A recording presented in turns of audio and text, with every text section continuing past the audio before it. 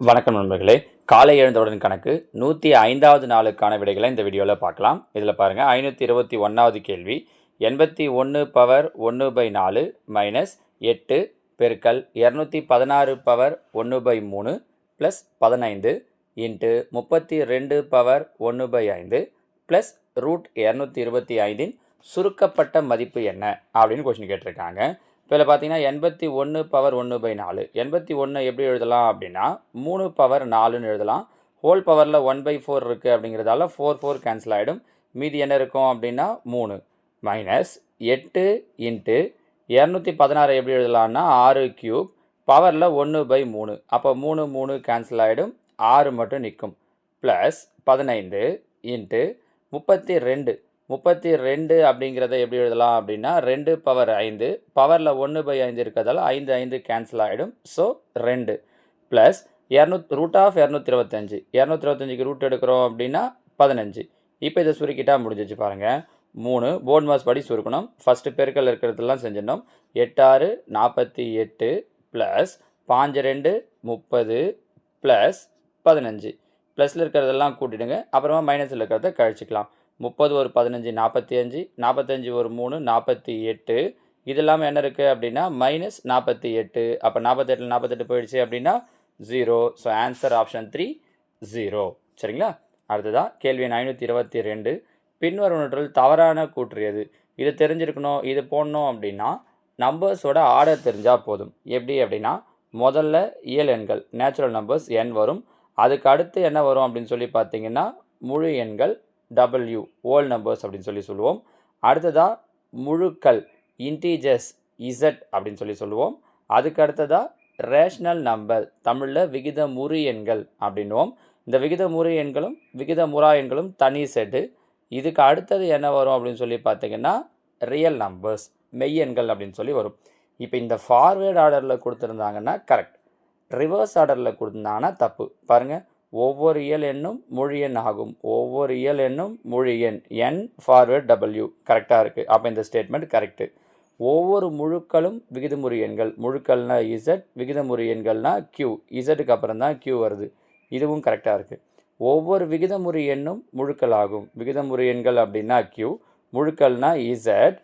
ஆனால் இங்கே எப்படி இருக்குன்னு பாருங்கள், விகிதமுறு ஆர்டர் வந்து ரிவர்ஸில் இருக்குது பாருங்கள். Q வந்து Zன்னு ரிவர்ஸில் கொடுத்துருக்காங்க. அப்போ இதுதான் தவறானது. வேணால் நாலாவதையும் செக் பண்ணுறேங்க. ஒவ்வொரு விகிதமுறு எண்ணா Q, மெய்யெண்ணா R. இதுவும் ஃபார்வேர்டில் தான் இருக்குது. ஸோ மற்ற எல்லா ஸ்டேட்மெண்ட்டும் ஃபார்வேர்டில் இருக்குது. இது மட்டும்தான் ரிவர்ஸில் இருக்குன்றதால தவறானது இந்த மூணாவது ஸ்டேட்மெண்ட் தான். அவங்க தவறானது தான் கேட்டிருக்காங்க. ஸோ நம்மளோட ஆன்சர் ஆப்ஷன் 3. அடுத்ததாக 523. x + 1/x = 7 எனில் x³ + 1/x³ மதிப்பு. இது நம்ம ஏற்கனவே பார்த்துருக்கோம். இது மாதிரி எக்ஸில் கொடுத்துட்டு க்யூபில் கேட்குறாங்க அப்படின்னா என்ன பண்ணணும்? கொடுத்த நம்பரை க்யூப் பண்ணணும். 7 க்யூப் பண்ணோன்னா 343. இங்கே நடுவில் இருக்கிற குறியை மாற்றணும். ப்ளஸ் இருந்தால் மைனஸ், மைனஸ் இருந்தால் ப்ளஸ். ஸோ ப்ளஸ் இருக்கிறதால மைனஸ். கொடுத்த நம்பரை 3ஆல் பெருக்கணும். 3 7 21. அப்போது 343லேருந்து 21 மைனஸ் பண்ணோம் அப்படின்னா முடிஞ்சிடுச்சு. So answer 322 option B. சரிங்களாம்மா? அடுத்ததாக 524. பின்வரும் கோவைகளில் எவை பல்லுறுப்பு கோவை அல்ல? இப்போ இதில் பாருங்கள், எதெல்லாம் பல்லுறுப்பு கோவை இல்லை அப்படிங்கிற லாஜிக் தெரிஞ்சது அப்படின்னா நம்ம இதை ரொம்ப ஈஸியாக சொல்லிடலாம். இவங்க கொடுத்துருக்கக்கூடிய வேரியபிள், அதாவது எக்ஸு ஒய் இசட் இது மாதிரி லெட்டர்ஸ் கொடுக்குறாங்க பார்த்தீங்களா, இதெல்லாம் ரூட்டில் வரக்கூடாது. எது நம்பர்ஸ் வரலாம். இந்த எக்ஸ் ஒய் இசட்னு கொடுக்குற லெட்டர்ஸ் எல்லாம் எதில் வரக்கூடாது அப்படின்னா ரூட்டில் வரக்கூடாது. ரூட்டில் வந்தால் அது பல்லுறுப்பு கோவை கிடையாது.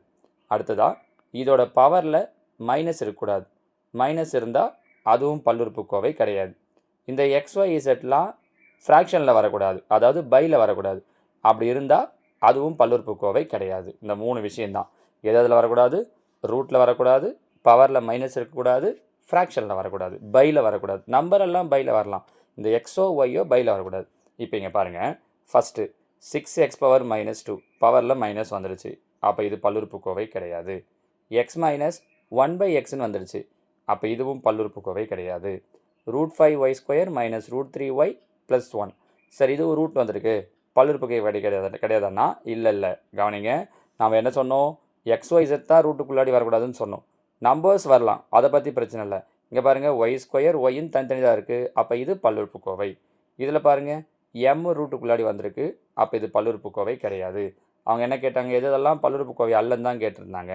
ஸோ ஏபிடி இது 3 தான் பல்லுறுப்புக்கோவை அல்ல, ஆப்ஷன் சி. நம்ம புரியுதுங்களாமா? அடுத்ததா கேள்வி 525, X plus Y plus Z equal to 0 எனில், இது ஒரு டைரெக்டான ஸ்டேட்மெண்ட்மா, 8th புக்கில் வரக்கூடியது.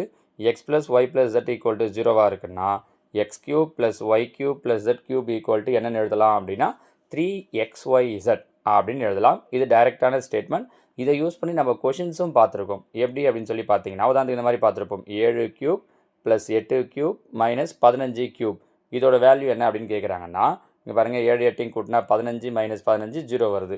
X plus Y plus Z கூட்டினா 0 வந்தால் நம்ம இதை என்ன பண்ண சொல்லியிருப்போம்னா, அப்படியே 3 இன்ட்டு 7 இன்ட்டு 8 இன்ட்டு மைனஸ் 15 இது 4த்தையும் பெருக்கிடுங்க அப்படின்னு சொல்லியிருப்போம் இல்லையா? அது இங்கேருந்து பண்ணுறது தான். அதுதான் இங்கே நம்ம என்னவாக கொடுத்துருக்கோன்னா ஃபார்முலாவாக கொடுத்துருக்கோம். சரிங்களாம்மா? அடுத்ததாக காலை எழுந்தவுடன் கணக்கு 106வது நாளுக்கான வினாக்கள் 526 பாருங்கள். ஈவு மற்றும் வகுத்தி முறையே x² + 3x + 2 மற்றும் x + 5 மீதி 0 எனில் கிடைக்கும் பல்லுறுப்புக்கோவையானது. இது ட்ரை பண்ணுங்கள்.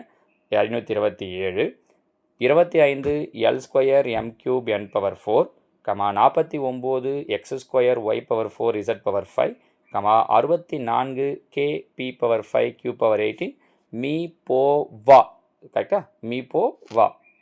528 a³ - b plus b³ b - a equal to 529 4a, 3b மற்றும் 2a, -b ஆகிய புள்ளிகளை இணைக்கும் கோட்டுத்துண்டின் நடுப்புள்ளி. ஏற்கனவே நம்ம நடுப்புள்ளி எப்படி கண்டுபிடிக்கிறதுன்னு நடத்தியிருக்கோம். சரியா? 530 ஒரு நேர்வட்ட உருளையின் அடிப்பக்க பரப்பு 80 சதுர சென்டிமீட்டர், அதன் உயரம் 5 சென்டிமீட்டர் எனில் உருளையின் கனளவு. சரிங்களாம்மா? இந்த 5 கேள்விக்கு ஆன்சர்ன்றது கீழே கமெண்ட்டில் சொல்லுங்கள். நாளைக்கு நாம் இதுக்கான விளக்கமான ஆன்சர்ஸ் பார்க்கலாம். தேங்க்யூ.